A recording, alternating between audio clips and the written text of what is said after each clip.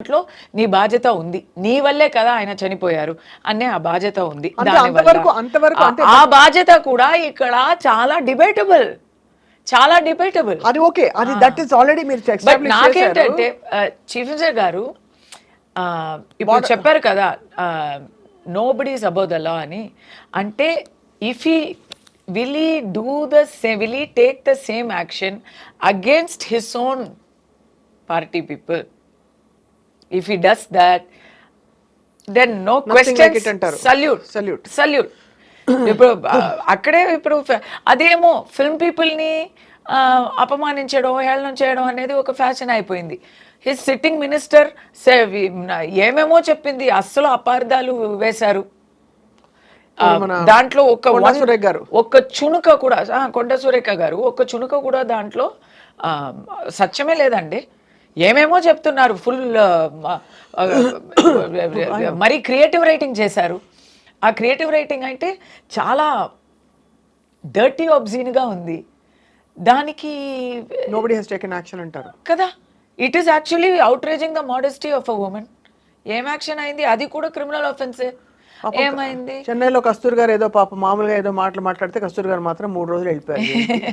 అది అక్కడ actually no I'm understanding what you are saying. ఇలా నేను అడిగితేనే, ఇప్పుడు ఇలా అడుగుతున్నాను కదా, వాళ్ళకి అది బాధ వేస్తుంది కదా. So then they may feel I have to be punished for that. అలాంటి వెండటా పాలిటిక్స్ అనే పర్సెప్షన్ ఈ గవర్నమెంట్ మీద రాకూడదు అనేది నా ఆశ. Because I am a fan of their activities. But దాంట్లో ఇలాంటి సంశయాలు వస్తే తప్పకుండా ఇంకా 4 years ఉంది, ఇలాంటి క్రిటిసిజం రాకూడదు కదా. ఎందుకు ఫిల్మ్ వాళ్ళు ఏం చేశారు తప్పు?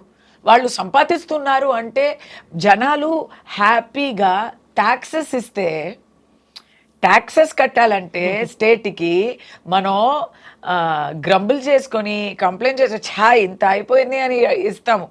మనకే అది మంచిది కానీ మనం ఇస్తాము. కొన్ని గవర్నమెంట్ ఆఫీసెస్లో వేరే టైప్లో కూడా మనం ఖర్చులు ఇస్తాము.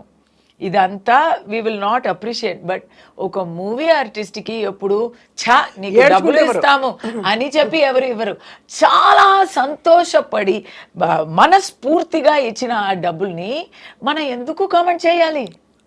అదే కారణం అంటారు. అది కారణం ఏంటదు. బట్ మీరు అన్నట్టుగా ఎవరిని స్పేర్ చేయము, మాదే పై చేయి, చట్టం అందరికీ సమానం అని చెప్పే ఒక దిశగా, ప్లస్ మీరు అన్నట్టుగా లోపల యాంగిల్స్ ఏమన్నా మనకు తెలియదు. But your point is well noted. ఇది ఇంత జరిగాక కరెక్ట్, అండ్ ఆ solution should come up so that ముందు ఇలాంటి సంఘటనలు అయితే జరగకూడదు మళ్ళీ. ఎందుకంటే ఒక కుటుంబం అక్కడ అల్లాడిపోయింది. అండ్ అలాగే అల్లు అర్జున్ గారికి కూడా నేను దాంట్లో ఒక నింద దేవుడికి కూడా చెప్పాలి. దేవుడికి అసలు కళ్ళు లేదు, హృదయం లేదు అని అనిపించింది ఆ రోజు.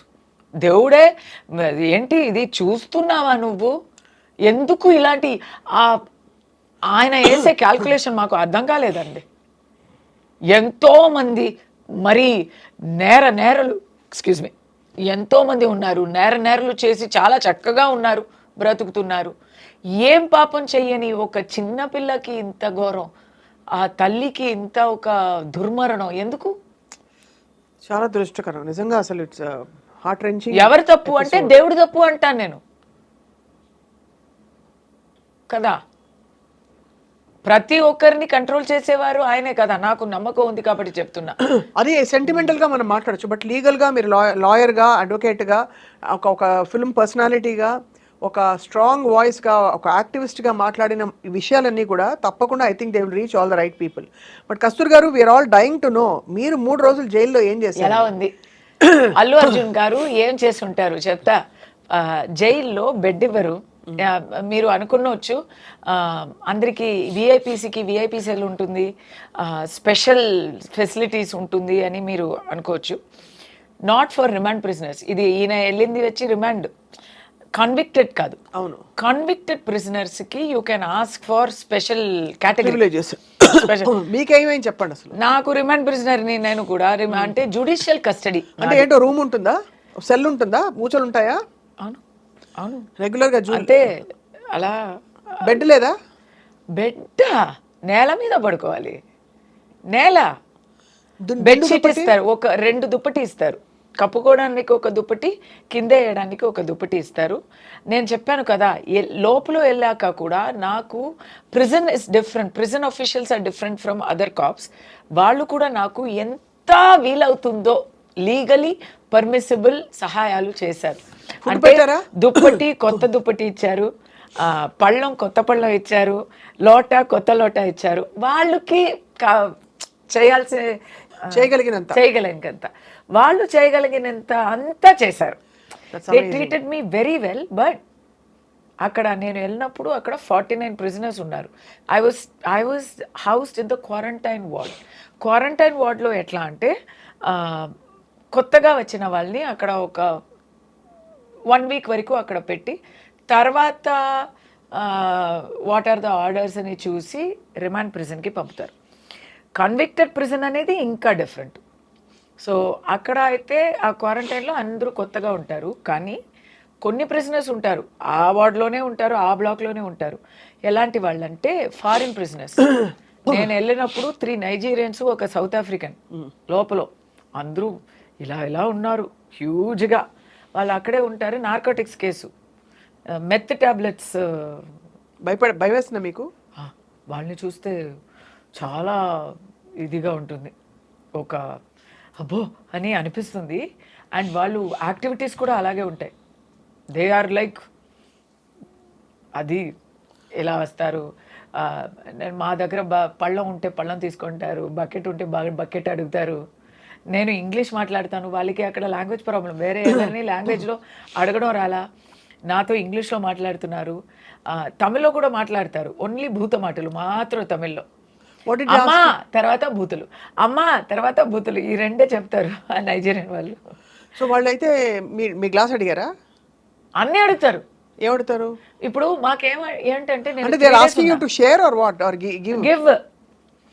హే గివ్ మీ యువర్ గ్లాస్ అలాగా. సో నాకు what they did is they put me in a separate cell. ఎవరు నా దగ్గర నాతో తోడు ఎవ్వరు లేరు, because for my own safety, right? First day అయితే నేను పిచ్చి అయిపోతాను అనిపించింది నాకు. ఫస్ట్ డే కదా, నేను అసలు మైండ్లో లిస్ట్లో లేని ఒక విషయం, జైలుకి వస్తామని ఎవరు ఊహించుకుంటారండి? అది మరి ఏం చేసినందుకు, ఏం చెయ్యక వచ్చాము, ఎవరికో నచ్చలేదు అని వచ్చామంటే చాలా కష్టం. అప్పుడు గోడలంతూ అలా లోపలికి వస్తున్నట్టు అనిపించింది. ఆ ఫ్యాన్ ఉంది, ఆ ఫ్యాన్ అలా తిరుగుతూ ఉంటే, చుట్టుతూ ఉంటే అది ఏమవుతుంది అని all sorts of crazy thoughts will come, because total ఒంటరితనం అన్నమాట. సో నేను ఆ నైట్ అంతా టైం ఏంటి లోపలికి వెళ్తే నో జ్యువెలరీ, నథింగ్. అండ్ లోపల వెళ్ళడమే ఒక అడ్వెంచర్. అది strip search, complete strip search. Allu Arjun గారికి కూడా అదే జరిగి ఉంటుంది. స్ట్రిప్ సెర్చ్ కంప్లీట్ అంటే complete. So you don't have anything with you. ఎలా పుట్టామో అలా నిలబడాలి బాబోయ్. మాకైతే లేడీస్ అంటే మొట్టి బాడీలో ఎక్కడైనా ఏదైనా ఉన్నాయా, ఎక్కడైనా దాచుకున్నామా, పాళ్ళల్లో, తర్వాత బాడీ ప్రైవేట్ పార్ట్స్లో ఏముందా అని కూడా చెక్ చేస్తారు. Must have been so traumatic story మీకు. చాలా అంటే మొట్టరు స్క్వాట్స్ చేయమని చెప్తారు. 3 సార్లు కూచి నిలపడు అంటారు, మనం చెయ్యాలి. అప్పుడు ఎందుకు చేస్తున్నారంటే ఏమైనా దాచుకుంటే, భగవంతుడా, ఏవైనా దాచిపెట్టుంటే అది బయట వచ్చేసి. ఇది మనకి ఎంత మామూలు లైఫ్ లీడ్ చేసి తర్వాత లోపల వెళ్తేనే మాకు 100% సచ్చినట్టు ఉంటుంది. మంచి లైఫ్, చాలా కంఫర్ట్ నుంచి మరీ దిగిపోతే ఎలాంటి ఆ మూమెంట్లో ఏంటి అన్నీ తీసేయాలా, బట్టలు అంతా తీసేయాలా అని నేను 3 సార్లు అడిగా. వాళ్ళు నన్ను అవును అని చెప్పలేదు. ఎస్ మేడం, అర్థం చేసుకోండి మేడం అని సాఫ్ట్గానే చెప్పారు. వాళ్ళకి వీలంత వరకు వాళ్ళు నాకు గౌరవంతోనే ట్రీట్ చేశారు. కానీ చేసి తీరాలి కదా, చెయ్యాలి కదా, దాంట్లో కన్సెషన్ ఇవ్వడం కుదరదు కదా. అల్లు అర్జున్ గారు అరెస్ట్ అయినప్పుడు నేనేమనుకున్నానంటే ఆయన లోపలికి వెళ్ళరు, ఆయన ఇంకా టైం ఉంది, బెయిల్ వస్తుంది అని నేను అనుకున్నాను. తర్వాత నాకు జైలుకి వెళ్ళారా, ప్రిజనర్ రికార్డు ఉంది, ఫోటో తీసి ఉంటారు, నంబర్ ఇచ్చి ఉంటారు. నాకు అదంతా జరిగింది. నన్ను ఫోటో తీశారు, రికార్డులో నా ఫ్యామిలీ డీటెయిల్స్ రాశారు, నాకు ప్రిజనర్ నంబర్ ఇచ్చారు, 644788 నా నంబరు. నాకు ఒక ప్రిజన్ రికార్డు ఉంది, లైఫ్ టైంకి అది ఉంది అక్కడ. So sad. తప్పు చేశానా లేదా అనేది తర్వాత వర్డిక్ట్ వస్తుంది, కానీ ప్రిజన్లో నాకు రికార్డు ఉంది, నాకు ఉంది, అక్కడ మర్డర్ కాన్విక్ట్కు కూడా ఉంది, గంజా అమ్మిన వాళ్ళకి కూడా ఉంది. వాళ్ళతోనే నేను క్వారంటైన్ బిల్డింగ్లో వెళ్ళాను. కానీ ఉన్నట్లో అక్కడ అక్యూజ్ పీపుల్లో చాలామంది వారు నిర్దోషులు. ఎకనామిక్ అఫెన్సెస్, బాసు 12 crores దొబ్బుకొని దుబాయ్కి వెళ్ళి హాయిగా ఉన్నప్పుడు స్టాఫ్ అందరినీ పట్టుకొని ఇక్కడ పెట్టేస్తారు. అలాంటి వాళ్ళు కూడా ఉంటారు. వాళ్ళందరూ ఏడుస్తూ కొత్త ప్రిజనర్స్ బ్లాక్ కదా, ఏడుస్తూ ఉంటారు. నేను 6 o'clock లోపలికి వెళ్ళాను. ఫస్ట్ మెడికల్ చెకప్ చేస్తారు, హాస్పిటల్కి వెళ్ళి పర్ఫెక్ట్గా ఉన్నాము, మాకు ఏం ప్రాబ్లమ్స్ లేదు అంటే, నా రాత నాకు ఏం ప్రాబ్లం లేదు, పర్ఫెక్ట్ హెల్త్. సో ఏం ప్రాబ్లం లేదు, హార్ట్ ప్రాబ్లమ్స్ అలాంటివి ఉంటే దే విల్ నాట్ జైల్. ఏ ప్రాబ్లం లేదు అంటే దే టుక్ మీ టు ప్రిజన్లో ఫస్ట్ దే ఆస్క్ మీ. నాకు కొన్ని కన్సెషన్స్ ఏంటంటే because I'm judicial custody prisoner, remand కాదు, కన్విక్ట్ కాదు, you can take your clothes. So ఇలాంటి క్లోత్స్ అని కొన్ని రూల్స్ ఉన్నాయి, అలాంటి clothes we can take in. మీ బట్టలు మీరు తీసుకెళ్లారు అయితే? I had permission for 4 clothes. ఇంకా కావాలంటే వచ్చే రోజుల్లో మీరు ఎవరితో అయినా చెప్పి వాళ్ళు వచ్చి మీకు ఇవ్వచ్చు అనే కన్సెషన్ ఉంది. తర్వాత ఫుడ్, ఏమైనా ఫుడ్ తీసుకొచ్చారా, టూత్ బ్రష్, పేస్ట్ అంతా తీసుకొచ్చారా అంటే నా దగ్గర ఏం లేదు, నాకు తెలీదు. ఏంటి టూత్ బ్రష్ ఉండదా, ఏమో హోటల్కి వెళ్ళినట్టు నేను అడుగుతున్నా, సోప్ ఉండదా, టూత్ బ్రష్ ఉండదా, అది కూడా ఉండదా కనీసం అని అడిగితే వాళ్ళు నన్ను ఇలా చూస్తున్నారు, మీరేంటి ఇది జైలు అనుకున్నారా, 5 star హోటల్ అని అనుకున్నారా అండి అని. అప్పుడు నాకు పోలీస్ వాళ్ళు, నాకు ఆల్ విమెన్స్ వచ్చారు కదా, నా తోడు వచ్చే వాళ్ళు అందరూ all women's. They said madam కొంచెం పర్మిషన్ ఇవ్వండి అని చెప్పి చాలా వేగంగా వెళ్ళి they bought and purchased and gave me toiletry items. They purchased and gave me ఇది స్పూన్స్ అలాంటివి, అక్కడ all the small basic necessity. ఆ రోజు రాత్రి ఫుడ్ అక్కడేనా? ఆ రోజు డిన్నర్ అయితే 6 o'clock లాకప్ చేస్తారు, నేను 6 o'clock లోపలికి వెళ్తున్నాను. సో నేను వెళ్ళగానే వాళ్ళు quickly take your food and go అన్నారు. నాకు కొత్త పళ్ళం